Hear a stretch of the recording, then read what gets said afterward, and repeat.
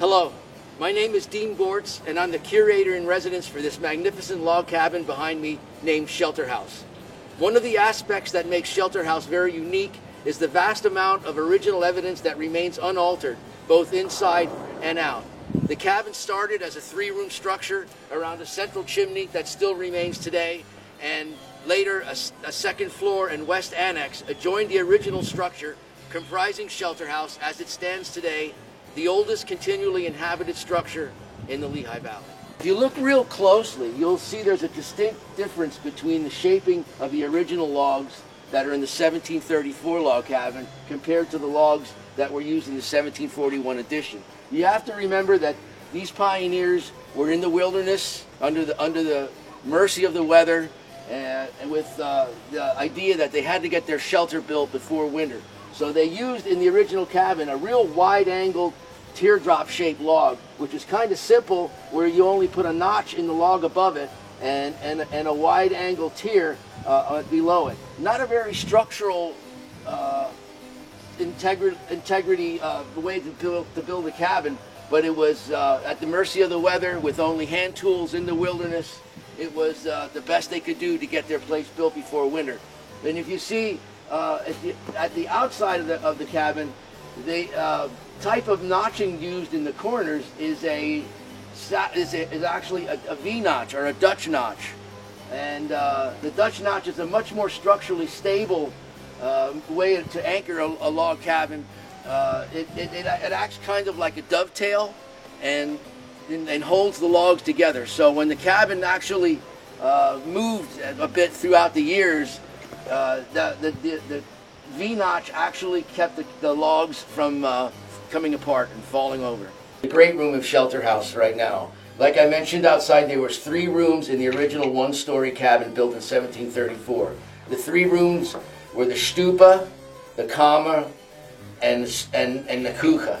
We're standing right now in what would have been the stupa, which means the stove room. This is the area where a 5 iron plate stove called a jam stove would have kept the inhabitants warm in the wintertime. The north side of the room was the kamer, or the sleeper. They always did their family business and spent a lot of the time in this portion of the room, which was actually the stupa area. Behind me is a time capsule which showcases the various chinking compositions that were used in Shelter House. The original cabin back in 1734 had logs with mud between them, and as a catalyst to hold the mud together, they used sticks, leaves, anything they could find as a chinking composition catalyst. As the homestead was able to harvest wheat, every year late summer or fall, they would take the straw from the wheat and they would repair sections of chinking that needed to be repaired. And here, remaining between some of these logs, you might be able to see some of the straw that was used as a repair chinking after the homestead, again, was able to harvest wheat. Then down through the years, they used different concrete compositions for their chinking. And then in 1912, this green center was actually a plaster that was on angled oak laths that covered all the logs of this room. And we know it was done in 1912 because we have remnants of newspaper that were stuffed behind the laths to keep drafts from coming through, and it was dated between May and October 1912.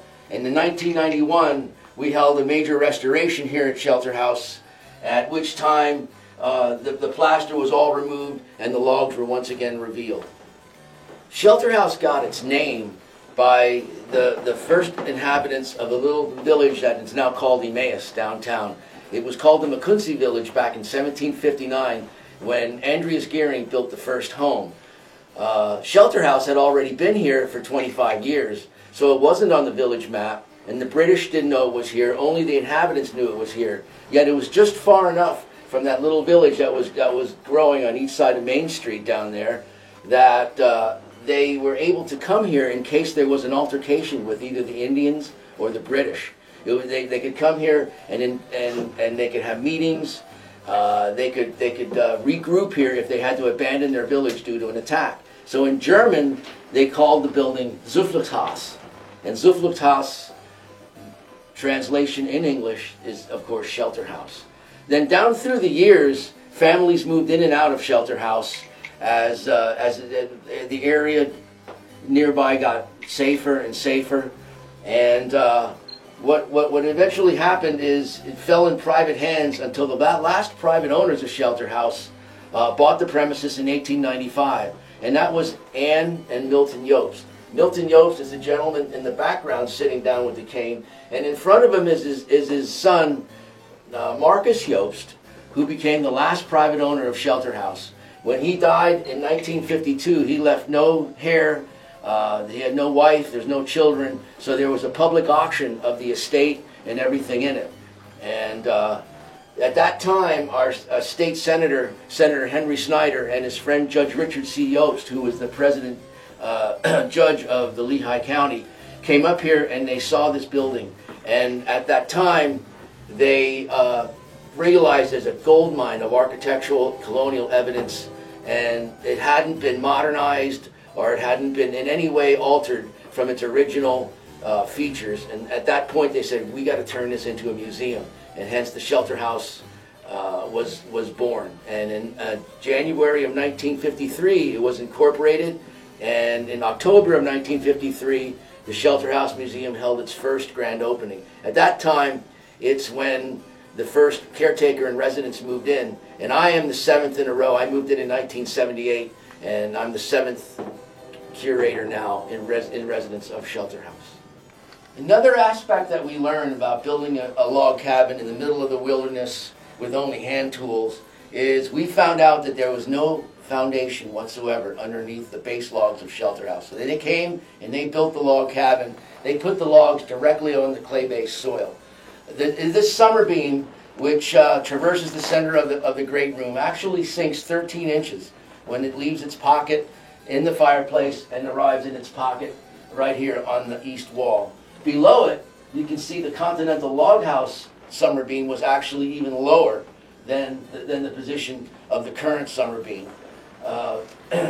What happened was by 1991, we had to do an entire restoration of the Shelter House. In the late 80s, we didn't have any tours going upstairs. The cabin was turning into a parallelogram. As you can see, it was sinking very, very badly into the ground. So everything was taken out of Shelter House, and for the entire year of 1991, all of the rotted logs were photographed, examined, removed, and replaced with exact duplicates in order to keep Shelter House historically pure. The logs above the window here are original from the cabin that was built in 1734, and the ones below the window had been replaced with exact duplicates because they were so rotted. The lowest logs you could remove with your bare hand. And in October again of 1991, we had a grand reopening of Shelter House, whereas we put a large foundation underneath the logs, subterranean air purging system, subterranean water emission system that took all the water that would come close to the Shelter House, deposit it safely into the woods, and prevent any air from becoming stagnant and molding underneath the cabin. And it's 25 years since that restoration, and I can happily say that no other repairs needed to be done since that major job. So it's a job well done to our contractor and to the board committee that ran the restoration. We are now standing in the kitchen of Shelter House. They called it the Küche in German in the 1700s. When you see the kitchens of old log cabins that were built by Germans, you will notice that the fireplace is almost always in the center of the room, in the center of the log cabin. And the kitchen itself, or the Küche, was long and narrow and had opposing doors for a draft. If you go to the Knaus home, which is built in 1777, another historic site in Emmaus, you'll find it's laid out exactly the same way. As a matter of fact, there are so many log cabins that were identified by Edwin Brumbaugh and Dr. Robert Bucher in the 1960s that they termed the phrase Continental Log House to describe these widely similar architectural features of German log cabins.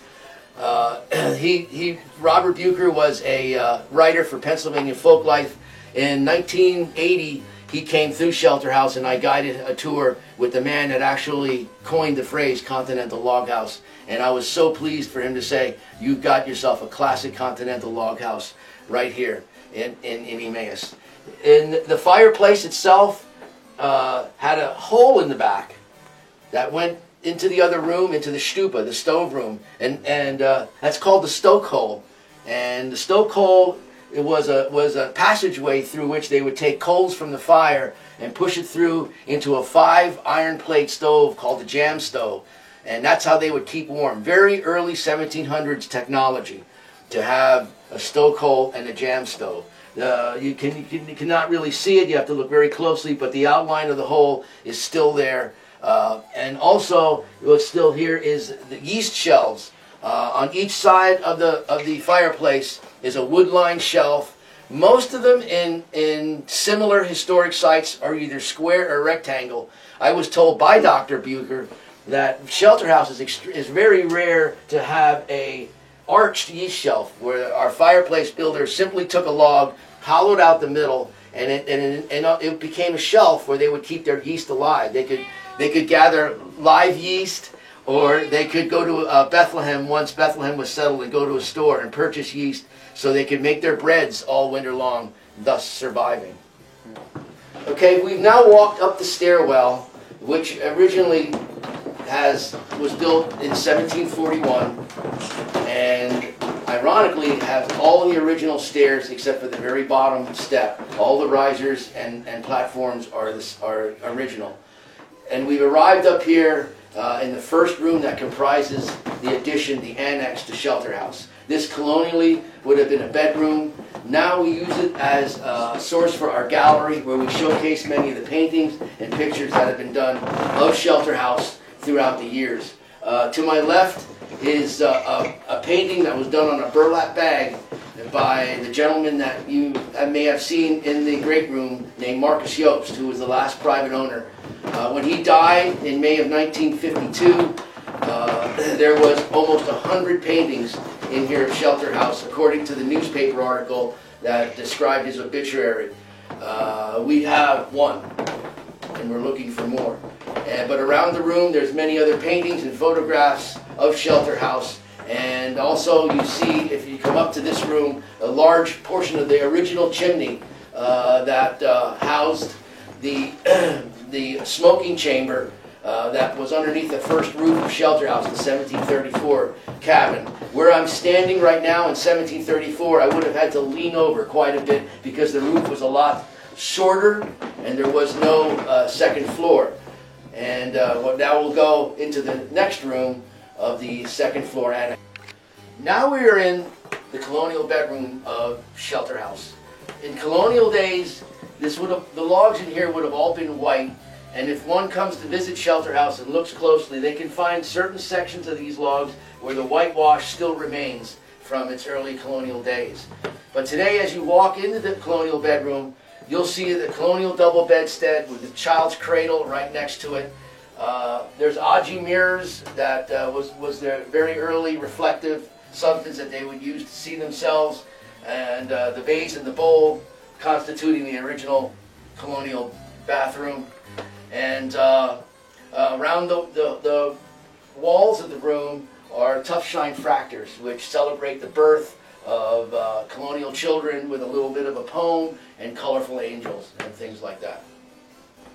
We're now in the final room of a Shelter House tour. The back room, George Washington room, it's been called. It's the office, and it showcases again many of the other items that are on display at Shelter House from colonial America, including a double school desk, some items that were found around the grounds. We have in here a pine dough box where they would keep all of their leavens and their nuts, and also a sauerkraut strainer, which they would use to 3 iron knife blades would slice up sauerkraut for their survival over winter. Over my right shoulder, we have a model of the oldest building in Allentown, which is in Lehigh Parkway near Bogart's Bridge. It's called the Hunter's Cabin.